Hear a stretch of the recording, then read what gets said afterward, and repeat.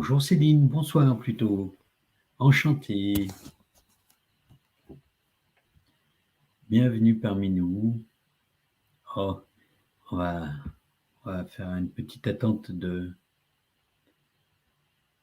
3-4 minutes pour faire venir d'autres personnes. Il y a une deuxième personne a priori de connecter. Donc, je veux bien que vous vous identifiez. D'abord, est-ce que vous m'entendez bien? Voilà. Juste pour valider techniquement que tout se passe bien. Voilà.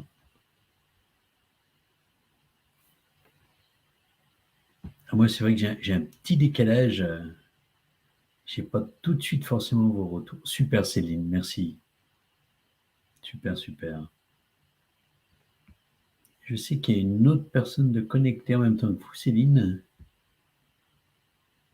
Normalement, il y a 4 qui se sont déclarés participer et 11 personnes intéressées sur Facebook, en tout cas, sur l'invitation.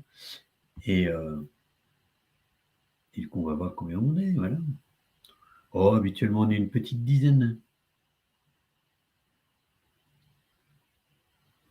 Céline, puisque on est tous les deux pour l'instant, vous venez de quelle région ou de quel pays? Puisque j'ai aussi, je sais que j'ai une Canadienne ce soir qui s'est inscrite.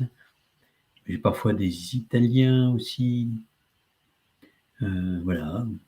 Quel coin de France ou pas, ou de quel pays vous venez? De Belgique aussi, j'ai des Belges de temps en temps. Du Gers, hein. Hoche. Super. Super, super.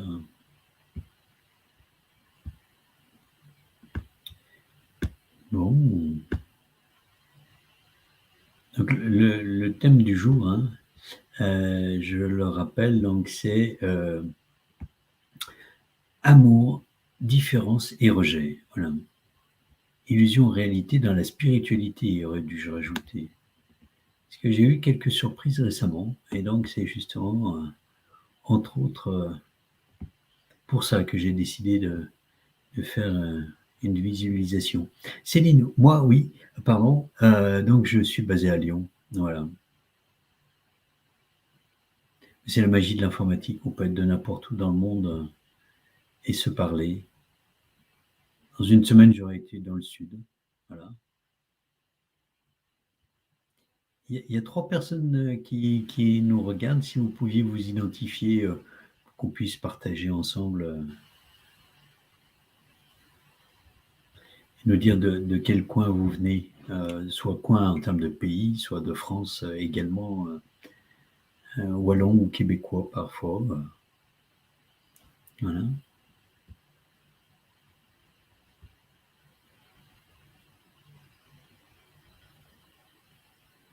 On va attendre 2-3 minutes.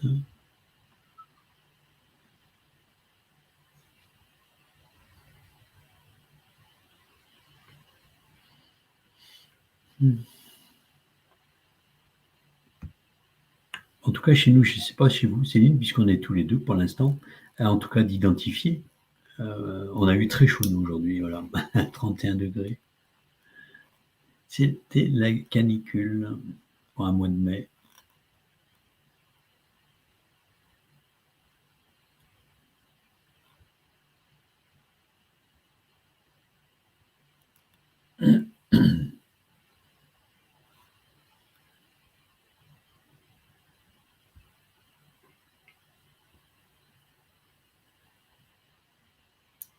À la région, vous êtes encore plus au sud que moi, donc effectivement, ça contribue à la chaleur encore plus peut-être.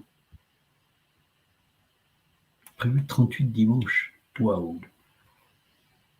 Non, normalement, je ne devrais pas en être là sur Lyon.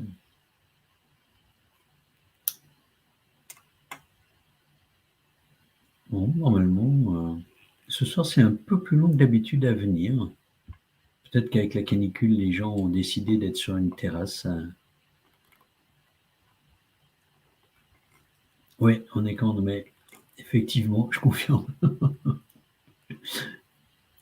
Je ne sais pas vers quel type d'été on s'achemine, mais si ça continue comme ça risque d'être très, très, très, très chaud, quoi. Hum,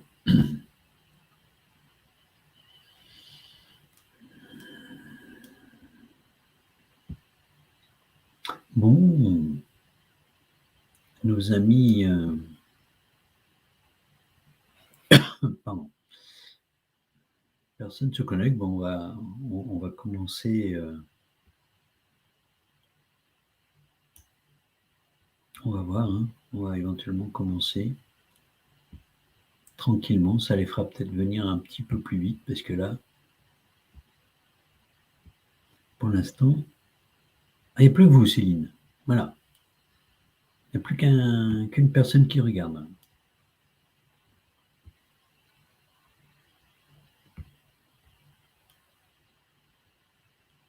Bon,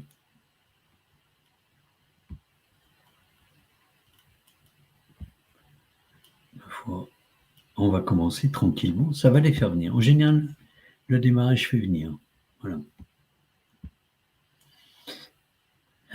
Bon, je vais me présenter rapidement de façon à ce que, ma foi, ceux qui regarderont en replay et qui ne me connaissent pas puissent. Et Céline, c'est pas un problème. Il y a plein de gens qui regardent en replay après coup. Donc, je vais avoir le plaisir de vous faire la conférence pour vous. Et sans doute qu'il y a des gens qui vont nous rejoindre en cours de route. Voilà. C'est assez classique. Il y a souvent, très souvent du retard à l'allumage. Voilà. Et donc, c'est avec plaisir que je le commence pour vous. Voilà. Et je vais commencer par me présenter rapidement. Euh, Pardon. Donc moi, oui, j'ai 57 ans. Je suis père, hein, de deux grandes filles. Et par rapport à cela, je travaille donc principalement sur des séances individuelles, bien que je sois en train de monter et mettre en place des choses plus collectives à terme. Voilà. Je suis médium channel, donc je communique des messages, des guides aux personnes qui me consultent pour les aider à prendre des décisions, résoudre des difficultés, voilà. Principalement, je suis coach spirituel, donc j'accompagne pour incarner et mettre en place sa mission de vie, ses dons, sa médiumnité, et aussi aider sur le chemin de l'ascension, voilà, sur le chemin spirituel. Il y a de plus en plus de gens, je trouve, qui sont perdus. Il y a une offre pléthorique. Et par rapport à ça, retrouver son chemin et le chemin de soi avant de commencer à se perdre aussi avec le chemin des autres. Voilà. Et puis bientôt, je vais faire une conférence sur YouTube avec une grande chaîne sur les notions aussi par rapport à l'ère du Verseau. La partie comment accompagner les gens qui sont déjà sur le chemin spirituel par rapport à l'ère du Verseau pour que la lumière qui émane de nous puisse encore plus émaner et encore plus rayonner sur la Terre et donc aider à éveiller certaines personnes. Voilà. En tout cas, c'est Maître Saint-Germain qui souhaite que je fasse cette conférence et après des formations par rapport à ça. C'est pas très clair, je vais être honnête pour moi pour l'instant. Je suis en cours de négociation. Non, je plaisante, c'est pas de négociation, mais Maître Saint-Germain va me dicter et me guider par rapport à cette intervention et par rapport à ses souhaits qu'il souhaite que je fasse. Parce que ces mots exacts, c'était « Nous avons besoin de vos lumières pour illuminer le monde bien au-delà de ce qui est fait aujourd'hui. L'ère du Verseau a commencé et la mise en place de la nouvelle humanité doit se faire avec votre aide. Nous avons besoin de vous à l'avant-garde, comme des phares dans l'obscurité grandissante de cette phase de transition. Cette obscurité est normale car elle est nécessaire pour provoquer le basculement des consciences. » Et donc, c'est la thématique autour de laquelle va tourner cette conférence et derrière donc la partie, atelier qui va en découler. Voilà.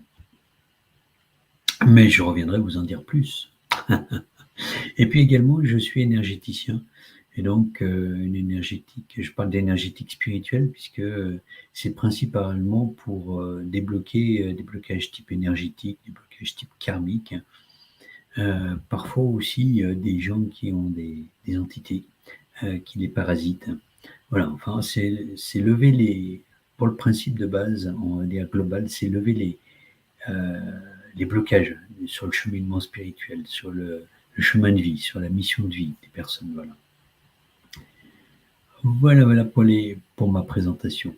Alors juste, si vous aimez la présentation, la conférence que je fais ce soir, hein, n'hésitez pas à vous abonner sur Facebook à ma page pour pouvoir être au courant de mes nouveautés, des publications que je fais, etc. etc.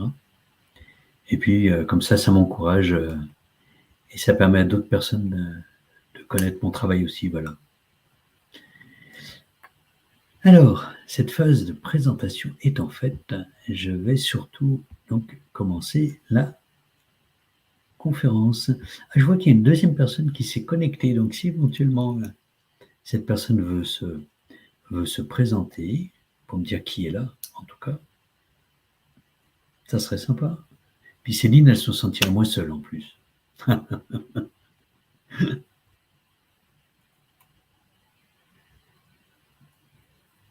On va laisser la personne se présenter. Alors, le thème, donc, c'est l'amour, amour, différence et rejet. Alors, déjà par rapport à ce thème, j'ai eu une discussion avec quelqu'un que j'ai accompagné récemment. Je suis en cours d'accompagnement. Et on en est venu à un moment, elle est venue à un moment à me parler des jugements et du regard des autres et des paroles blessantes que les autres pouvaient avoir par rapport à elle. Et j'avoue que j'ai été choqué par rapport et remis en question aussi, ça m'a remis en question sur ma vision, sur ma façon de voir les autres euh, par rapport à ce qu'on appelle l'amour. Et donc je me suis dit, tiens, je vais faire cette conférence ce soir, voilà. Je vais poser le sujet. Alors, quand on est sur le chemin spirituel, on parle beaucoup d'amour. Mais dans les faits, qu'est-ce qu'il en est? Parce qu'il y a l'amour officiel, l'amour des mots, l'amour des sentiments, et puis il y a la réalité telle qu'on la vit, et telle que parfois on peut la renvoyer aussi aux autres. Voilà. Et j'ai eu envie de faire une thématique là-dessus.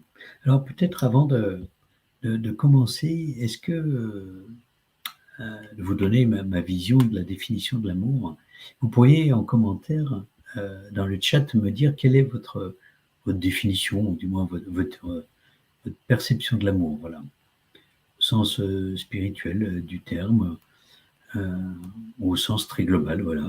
N'hésitez pas à me partager ce que ça évoque pour vous, tel que vous le définiriez, voilà. Une grande question, vaste question, qu'est-ce que l'amour? Voilà.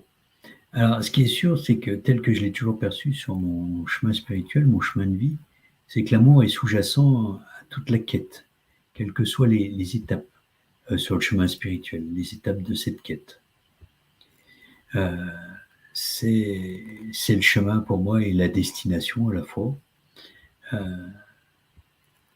Bien, c'est un phare en tout cas, une lumière qui éclaire le monde.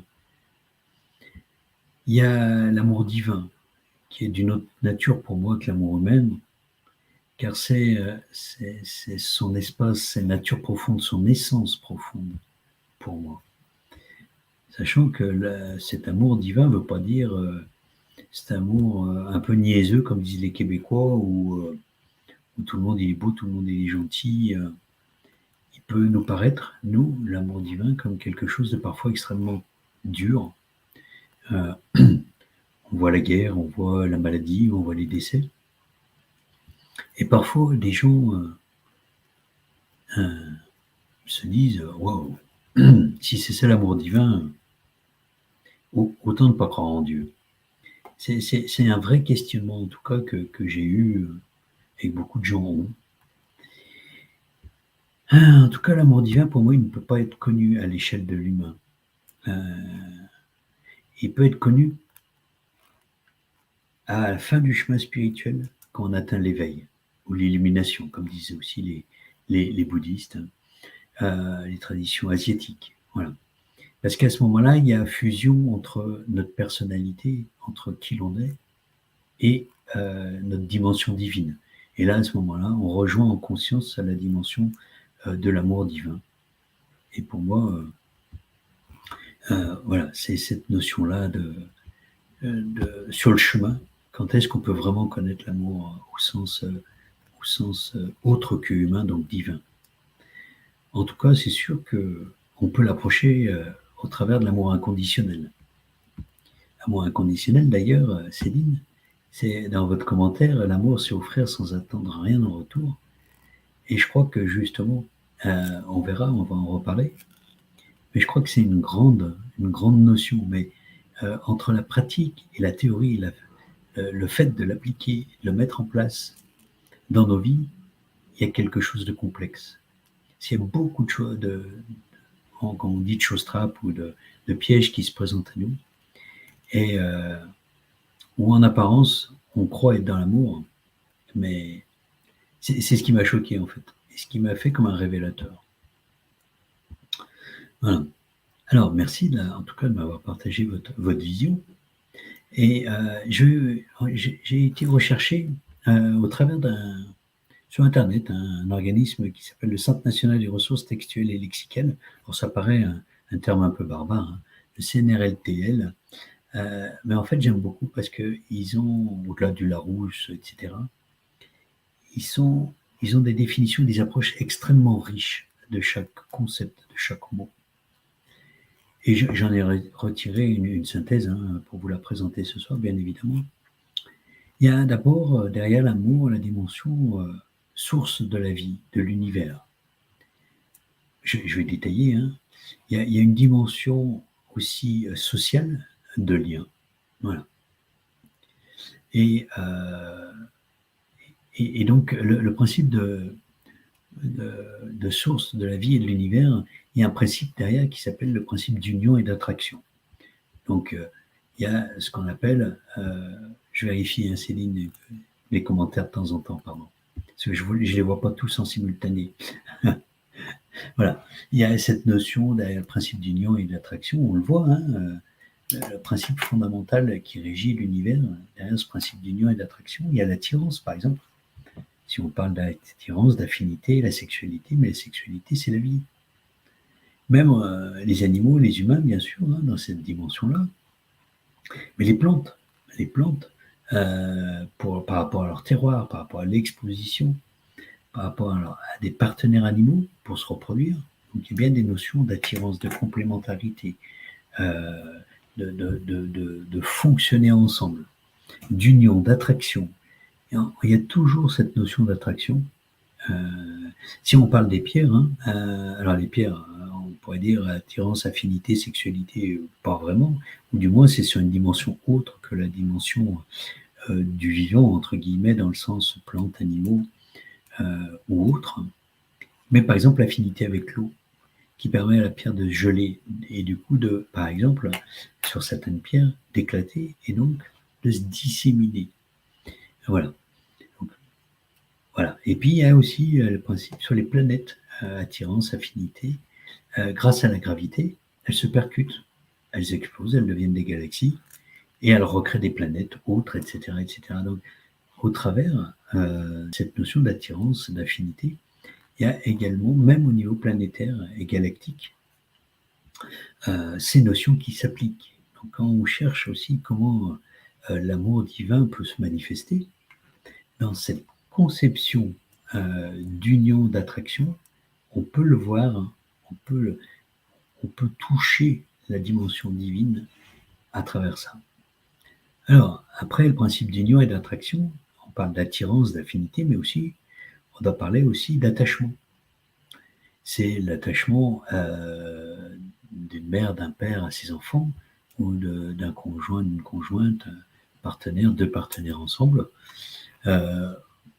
Ça renvoie cette notion d'attachement, par contre, à quelque chose de souffrant pour les bouddhistes.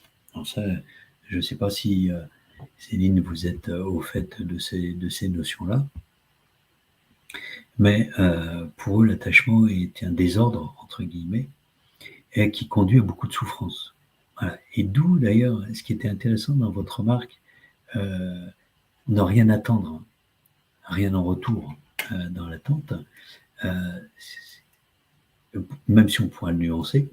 En tout cas, derrière la notion d'attachement, le grand principe qui est associé dans le bouddhisme, c'est cette notion d'attente. Pour eux, dans cette notion, super, hein, connaissez un peu, derrière cette notion d'attachement, il y a vraiment cette notion de souffrance et que l'amour, s'il y a attachement, n'est pas un amour libre.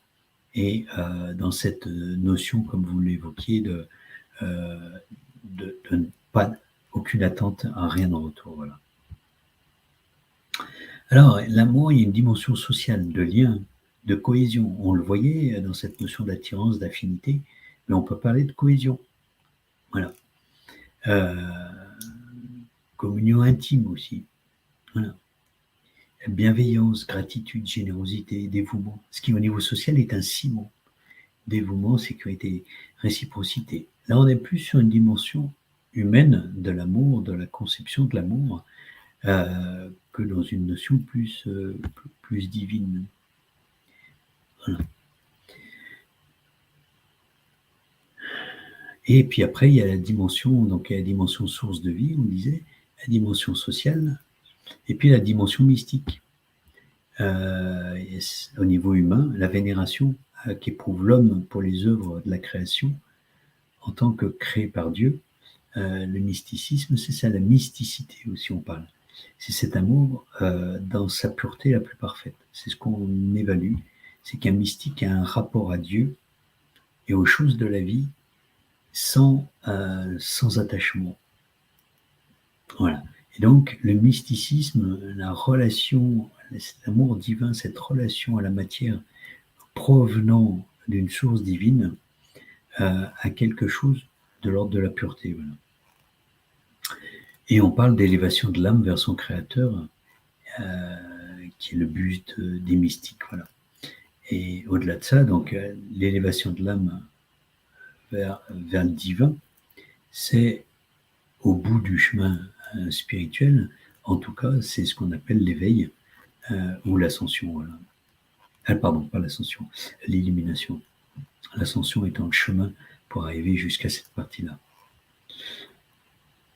Et puis, il y a aussi la dimension divine, mais mystique, d'âme à âme, hein, cette reconnaissance de la dimension divine de l'autre. Par exemple, le namasté en Inde, c'est bien dans sa traduction je te reconnais en tant que divinité. Voilà. Et donc, c'est bien dans une dimension mystique que s'ouvre cette notion de respect, d'égalité, etc. etc. Voilà. Mais a priori, au niveau humain, c'est l'amour dans le sens mystique qui est le plus proche de ce qui pourrait peut-être s'apparenter de l'amour divin. Alors, quid est-ce que ça vous convient, Céline? Est-ce que vous pourriez être pas d'accord, hein, d'ailleurs, avec moi, hein, sur des dimensions que j'ai pu évoquer? Parce que j'ai essayé de définir l'amour divin, pour être honnête. Et en fait, j'ai pas de définition. Avec des mots humains, en tout cas, pour en parler. Je sais pas si vous, ça vous parle, si vous-même, vous avez peut-être un jour essayé de définir ce qu'est l'amour divin, pardon. Ça serait intéressant d'échanger sur la chose si vous avez réussi ou une approche de cette définition de l'amour divin. Ce que je pense, en tout cas ce que je crois, moi, très profondément, c'est qu'en tant qu'humain, on ne peut qu'en faire une approche, s'approcher de cet amour divin, mais que pour l'instant, en tout cas, on n'a pas la chance de le connaître dans son intégralité, dans ce qu'il est, dans sa nature profonde, voilà, dans son essence.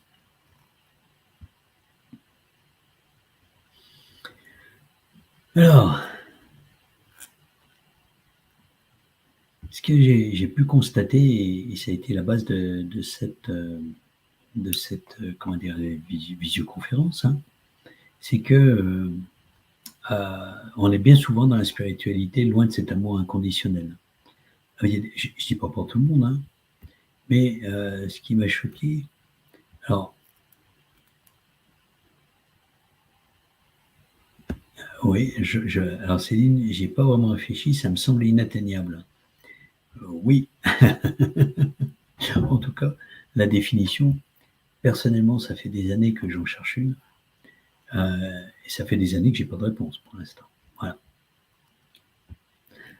Alors, j'ai toujours été choqué quand on parle d'amour, qu'on puisse y associer de la jalousie, qu'on puisse y associer les jugements, le rejet.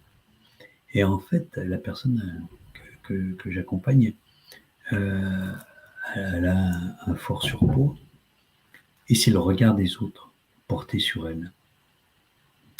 Voilà, les jugements que les autres peuvent lui renvoyer, les mots, les phrases, tout ce qui est dans cette espèce de non-conformité.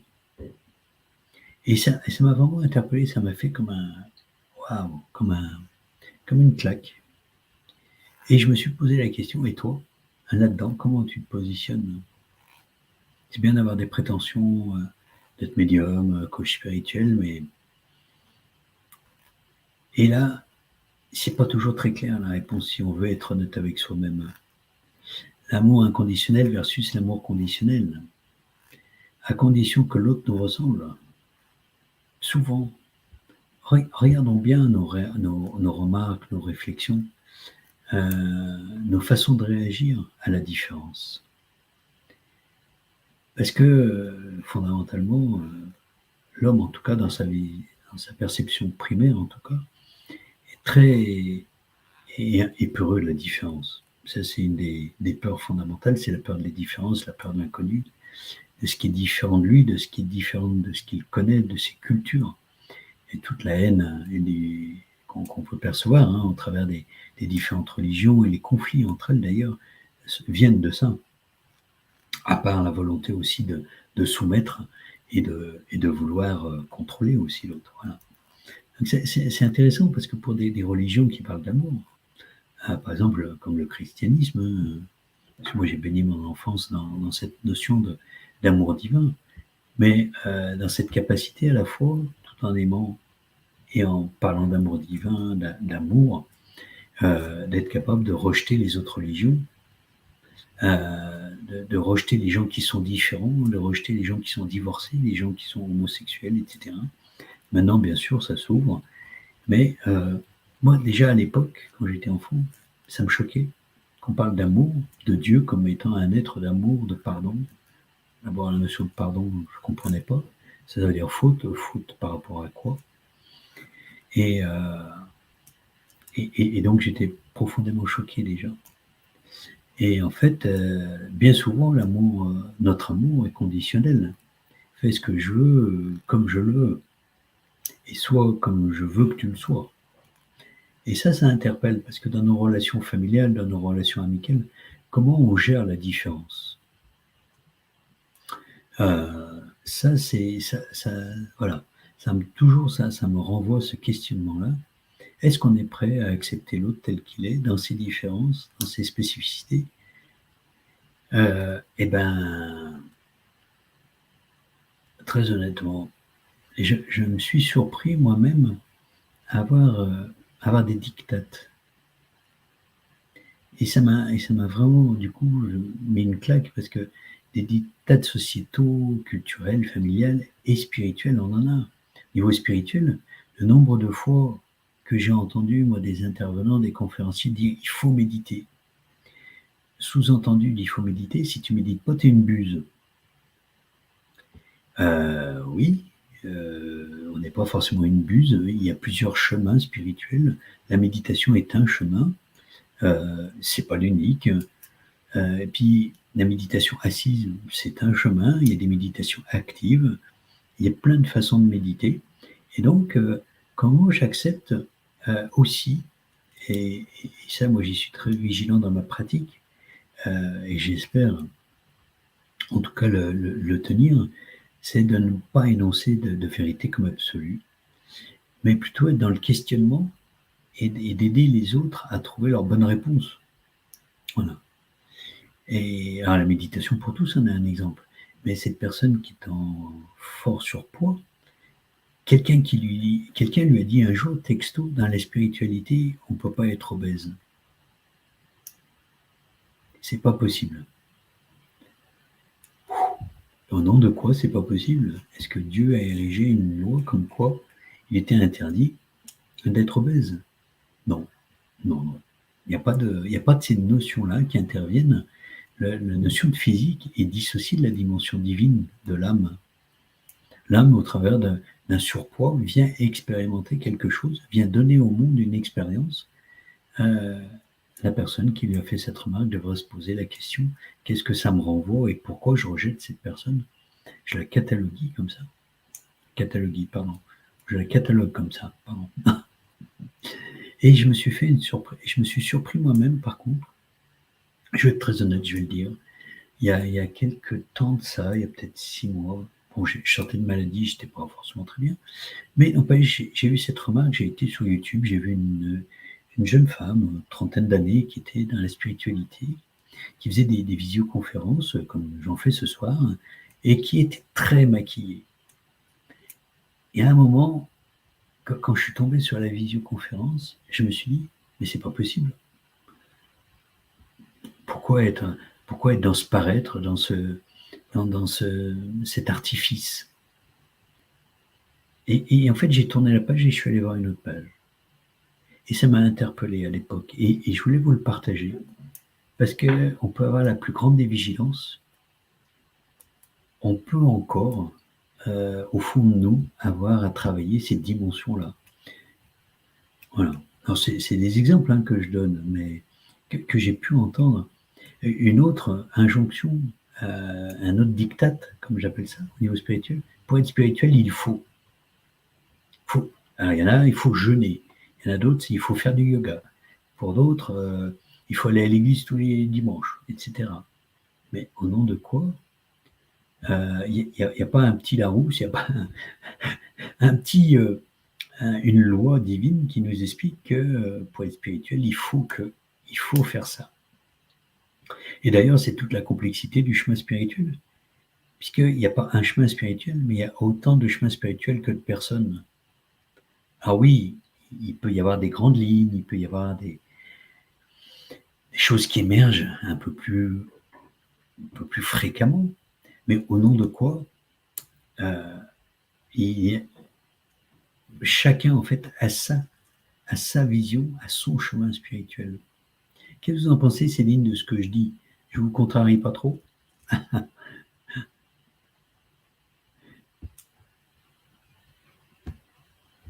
Si éventuellement vous pouvez me mettre en commentaire un exemple de diktat spirituel que vous avez pu subir ou entendre. Ça m'intéresserait de partager avec vous ce genre cette chose-là, voilà. Et puis ce soir, définitivement, on sera que deux, parce qu'il y a 2 personnes qui regardent. Voilà.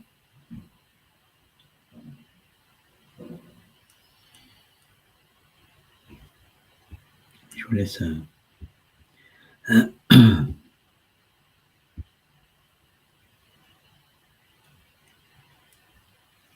ouais, les femmes maquillées, voilà. Et, et parce que bien souvent, il y a une confusion. Il y a vraiment une confusion. Et c'est pour ça, dans la spiritualité, il y a tellement de gens qui disent être dans l'amour, mais qui à la fois ont une forme de diktat sur ce qu'il faut faire et ne pas faire.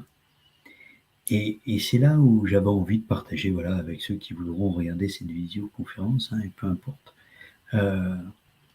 cette interrogation. La cigarette, exact, bien vu. Oui, oui, tout à fait. Voilà. Et remarquez bien que c'est très lié au matériel, en rapport à la santé quelque part. Dictate du corps mince, dictate de la cigarette, l'alcool, oui, exact. Et parce qu'on est sur le chemin spirituel, parce qu'on est quelqu'un qui se considère comme spirituel, on ne doit pas faire la fête, on ne doit pas, avec des amis, boire un canon, soyons clairs, un canon, prendre un peu d'alcool et puis être, sans être sous, mais être bien avec tout le monde. Les tatouages, alors ça, peut-être, j'avoue, peut-être. Ouais, c'est intéressant. Mm. Ouais, les tatouages, peut-être, ouais, j'y réfléchirai. Et c'est vrai que je n'ai pas celui-là, comme à par rapport au chemin spirituel, hein, par rapport à la spiritualité, je disais. Oui, des dictates par rapport à la vie civile, entre guillemets, hors spiritualité. Oui, je suis d'accord, les tatouages, des fois, ça peut me choquer. Par exemple, des gens qui sont intégralement couverts, avec le visage même compris. Mais là, c'est plus de la compassion pour eux, pour la souffrance qu'ils ont dû endurer aussi, pour se les faire faire. C'est où je compatis. Voilà. Et du coup, j'ai repris une conscience sur. Alors, je l'avais, mais je la suis ancrée encore plus fort sur que nos différences étaient notre richesse pour éclairer le monde, au travers d'un regard décalé, d'un corps décalé, un comportement décalé, des dons différents. Voilà, on n'a pas tous à faire du yoga, on n'a pas tous à faire la méditation. Euh, D'accord. Pour moi, le tatouage semble superficiel. Oui, en termes de, par rapport à la superficialité. D'accord, je comprends. D'accord. Merci Céline. Oui, c'est vraiment pour moi quelque chose que ça m'a permis de le réancrer en moi. Nos différences est une richesse pour éclairer le monde. Et par rapport à justement cette notion d'air du Verseau que je disais, que le médecin Germain me demande d'animer autour de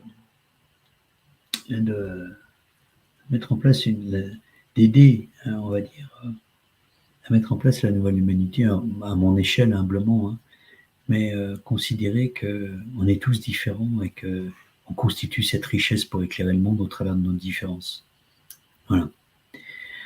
Et un regard décalé, un corps décalé, un comportement décalé, des dons différents, ça c'est extraordinaire, hein, puisqu'on apporte chacun notre pierre à l'édifice. Voilà. Alors, Céline, ce sont des mauvais préjugés qui s'estompent. Oui, oui, oui. Ça s'estompe parce que par nos prises de conscience. Ça s'estompe parce que souvent, en fait, consciemment ou inconsciemment, aussi, on répète des choses qu'on a entendues dans notre enfance.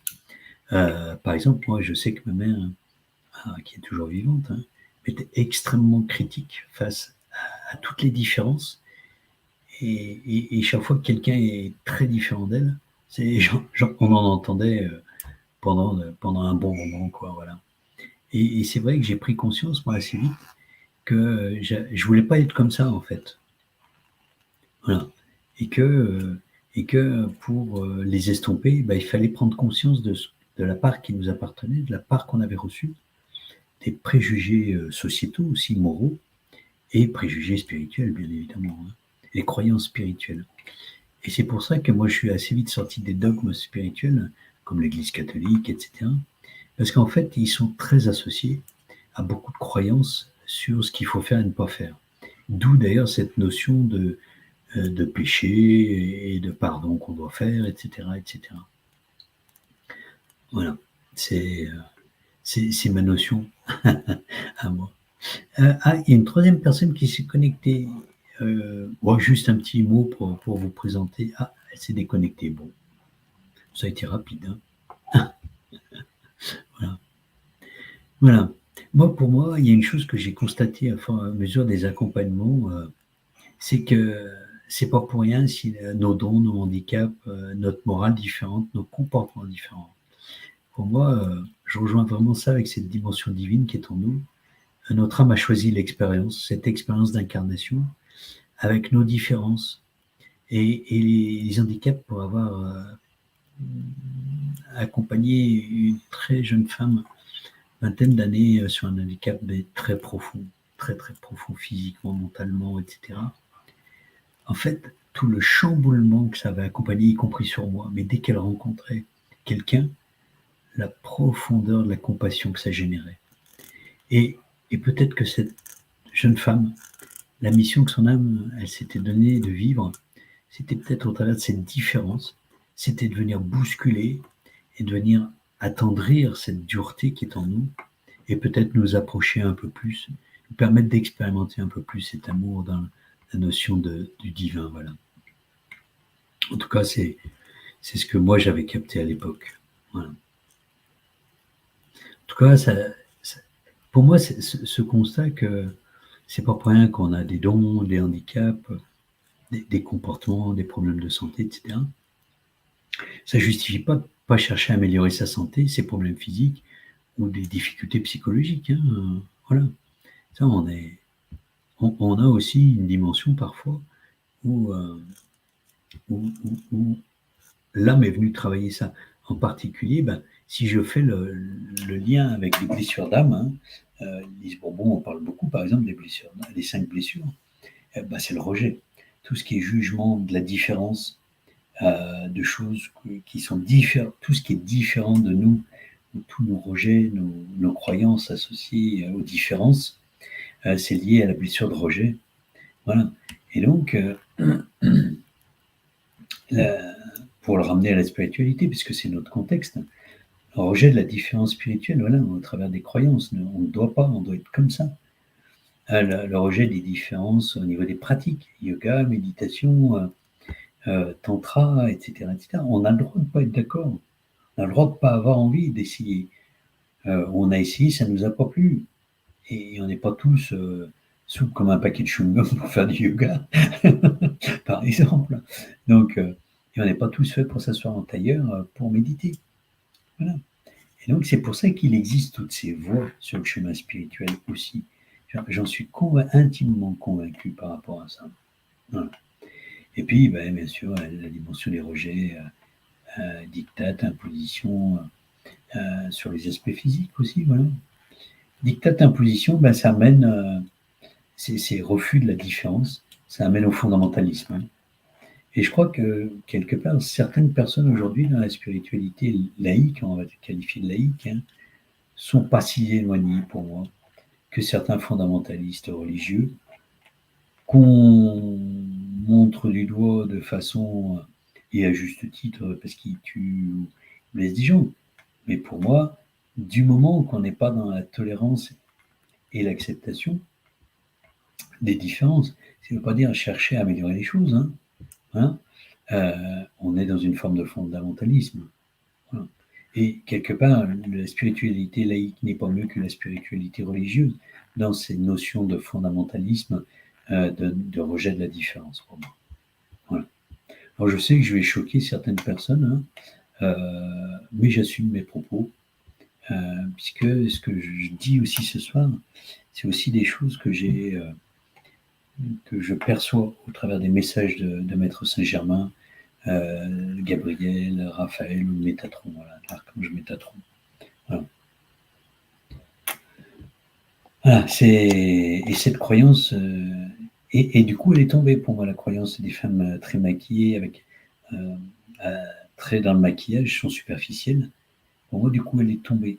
En fait, c'est là où je veux en venir aussi, c'est que la prise de conscience de nos croyances, de nos jugements, de nos non-acceptation des différences, nous font grandir. Et c'est peut-être, mais ne serait-ce que ça, cette personne qui était très maquillée est venue travailler en moi cette notion-là. Et pour moi, j'ai une grande gratitude par rapport à elle, voilà, de m'avoir permis cette prise de conscience. Voilà.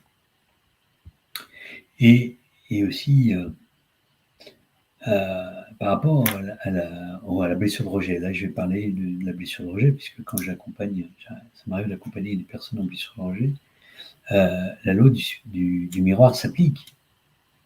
Parce que bien souvent, quand on est soit victime du rejet, nous-mêmes on rejette, puisque quand on a la blessure de rejet, on attire des gens à nous qui vont nous rejeter et des gens qu'on va rejeter.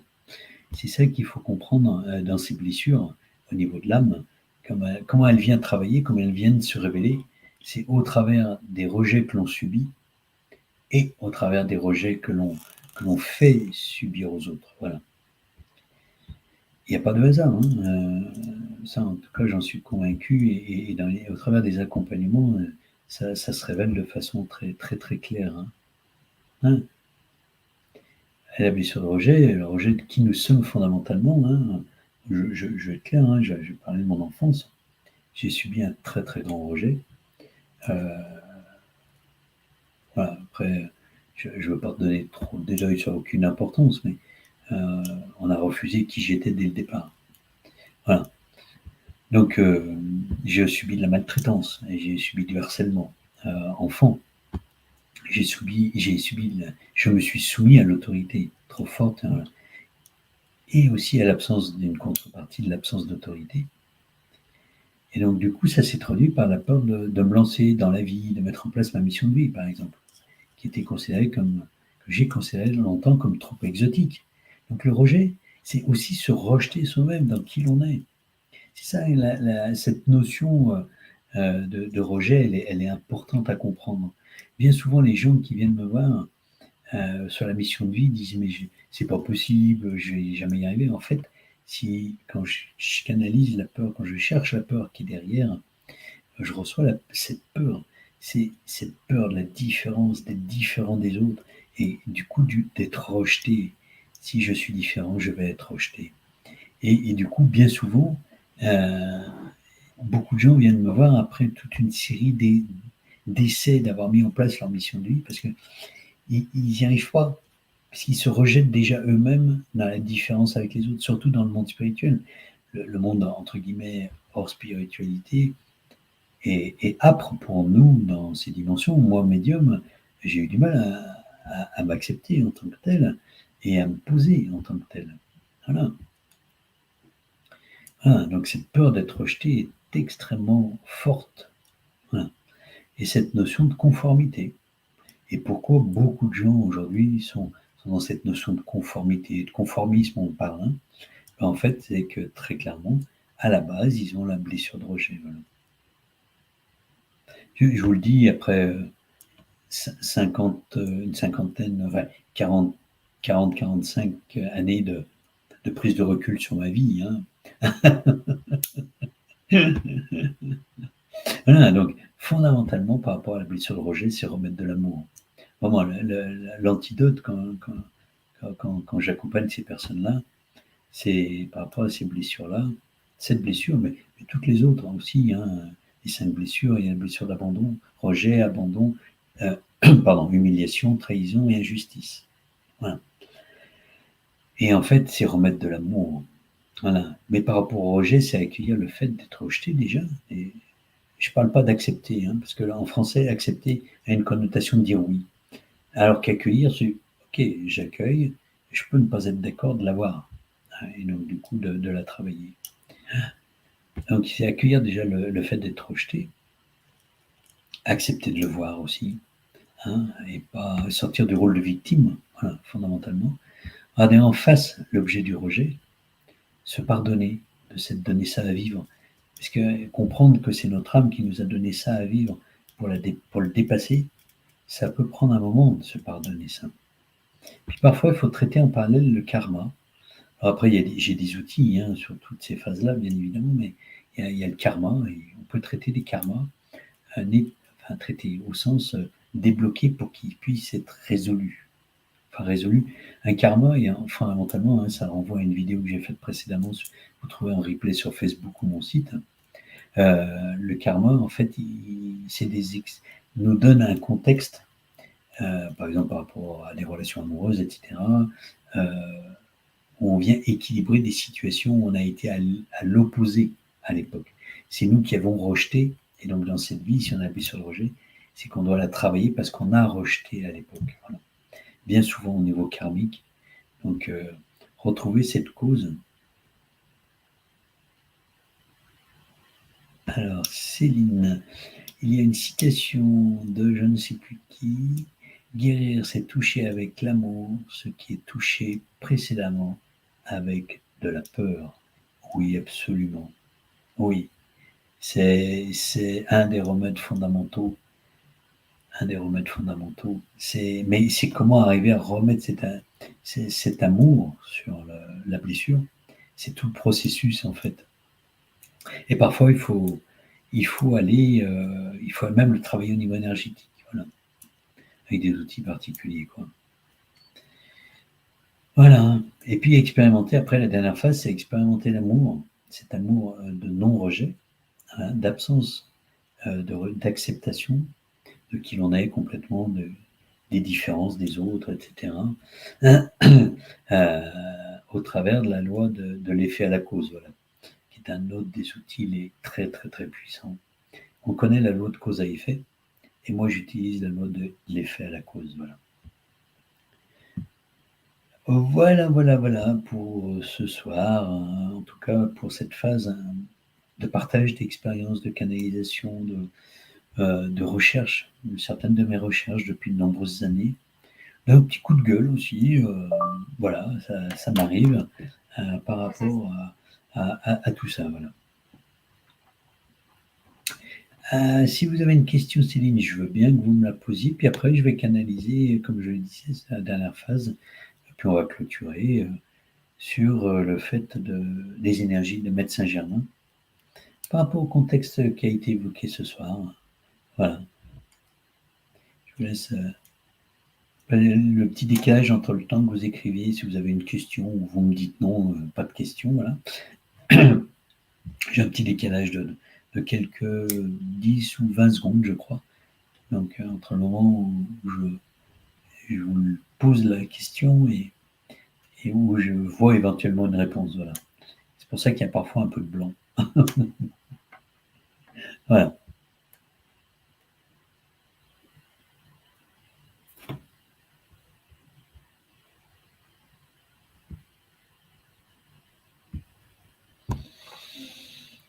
Hmm. Bon. Bah, si vous avez aimé, hein, je me répète, hein, je suis désolé, mais comme ça aide beaucoup les intervenants, n'hésitez pas à liker. Je vais mettre le lien sur la page Facebook. Je vais poser la vidéo du replay. De toute façon, comme ça, vous pourrez la voir aussi. Enfin, les gens pourront la revoir aussi. Voilà. Bon, bah écoutez, Céline, je vais vous inviter. Ouais, je vais canaliser les énergies de Maître Saint-Germain. Je vais vous inviter à fermer les yeux, hein, à bien vous poser les pieds à plat, si ça vous dit, ou autrement, ou allongé, comme vous voulez. Le tout, c'est d'être bien détendu. Voilà. Ou de marcher, parce que j'ai des gens qui marchent. Ça n'empêche pas de recevoir. Et acceptons les différences, justement.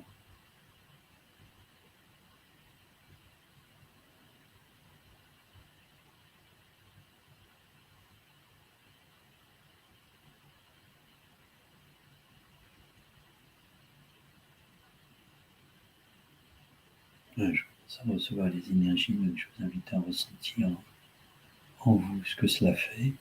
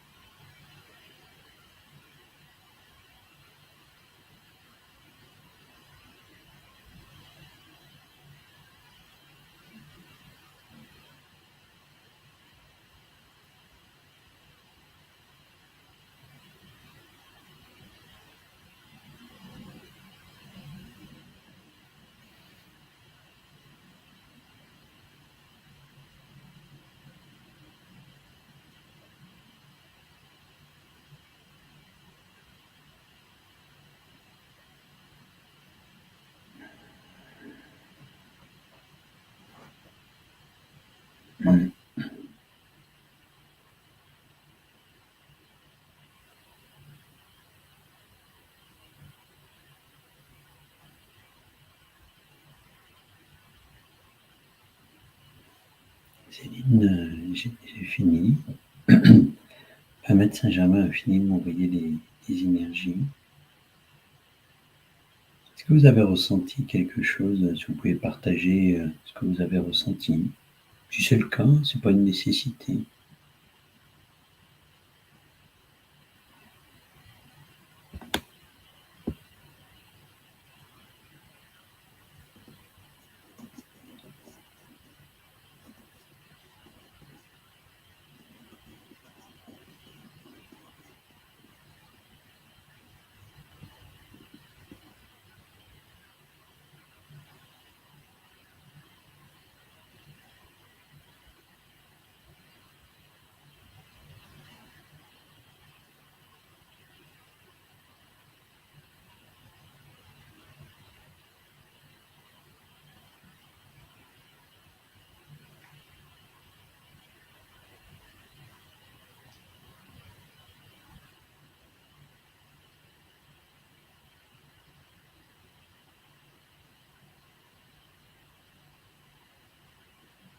Alors, j'ai pas donné le message qui m'a donné un message.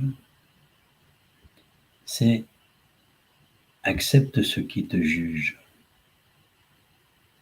Mais accepte dans le sens envoie-leur de l'amour. Et c'est ok. J'ai eu cette phrase. En fait, je voulais pas perturber la transmission d'énergie. C'est pas une canalisation que j'ai faite ce soir.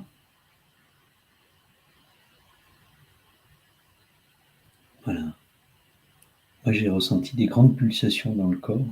C'est très souvent quand je canalise les énergies de Maître Saint-Germain pour vous les transmettre. C'est des pulsations, des vagues que je reçois. En tout cas, c'est comme ça que je les vis dans mon corps. Voilà.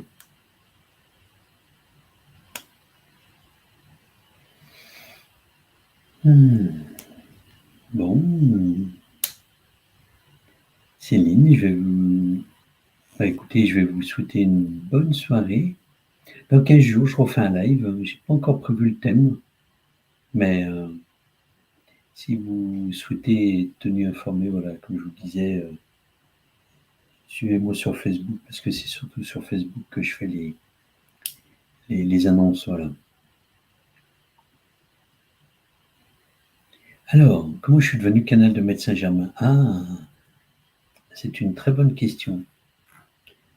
En fait, pendant pendant de nombreuses années, très nombreuses années, je canalisais sans savoir trop qui je recevais comme message. Et il y a en début d'année, pardon, fin 2020, septembre ou octobre, j'ai plus la date exacte. En fait, j'ai été réveillé en pleine nuit à 2h30 du matin, je me rappelle très très bien de l'heure, avec le message, c'est tu es un médium, nous avons besoin de toi. J'avais toujours fait ça, moi, comme ça, avec des amis, de la famille, des connaissances, voilà, des gens qui venaient me voir, mais j'avais jamais pensé en faire en fait une activité à part entière. Et donc, à partir de ce moment-là, il s'est clairement identifié dans les messages. Et d'ailleurs, vous avez sur mon site internet, et la toute première, quand vous allez dans Replay, dans l'onglet Replay, vous verrez, il y a il y a une vidéo dans laquelle je canalise Maître Saint-Germain. Voilà. Et, plusieurs fois, il est venu. Et d'ailleurs, j'ai écrit un livre, un livret qui va bientôt être sur mon site et un livre qui va déboucher sous peu. Je suis à la recherche d'un éditeur, c'est en chemin. Donc, avec tout ce qui est. Oui, il me guide. Il me donne le texte, les textes, et il me donne les informations. Voilà. Et entre autres, il y aura dans ce livre et à terme un atelier, enfin, des ateliers avec ça. Aussi, comme dans le Reiki, des formes géométriques et à, à ancrer en soi, à installer en soi avec son aide. Voilà. Pour dans cette idée d'ascension, dans cette idée de l'ère du Verseau, pour faciliter les choses, nous rendre encore plus lumineux et nous faciliter le chemin. Voilà. C'est vraiment l'idée globale de ces canalisations, et même étant le garant auprès des humains de l'ascension, garant au sens aide. Voilà.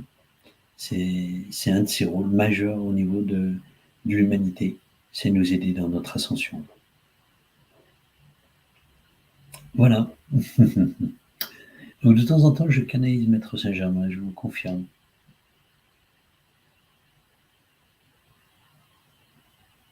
Voilà, voilà. Est-ce que vous avez d'autres questions auxquelles vous souhaiteriez que je réponde?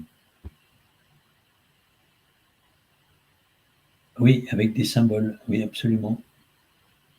Alors, je dis type Reiki parce que c'est très connu et des formes géométriques, etc., des formes associées. Mais là, ça sera il appelle ça des résonateurs. Donc, c'est des formes qui seront rendues vivantes par l'activation qu'il va mettre en chacun des personnes qui seront présentes. Voilà.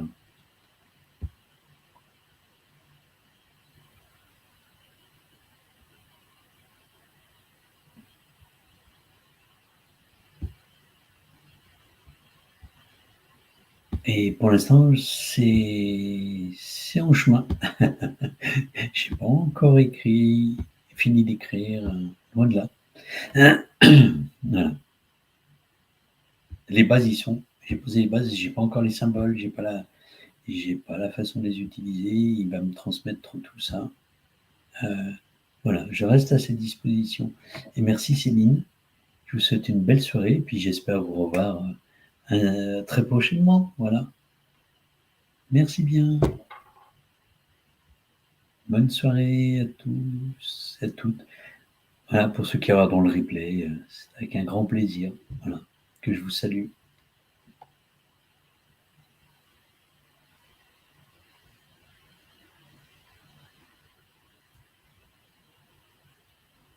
Attendre 2 minutes de voir qu'il n'y ait plus personne.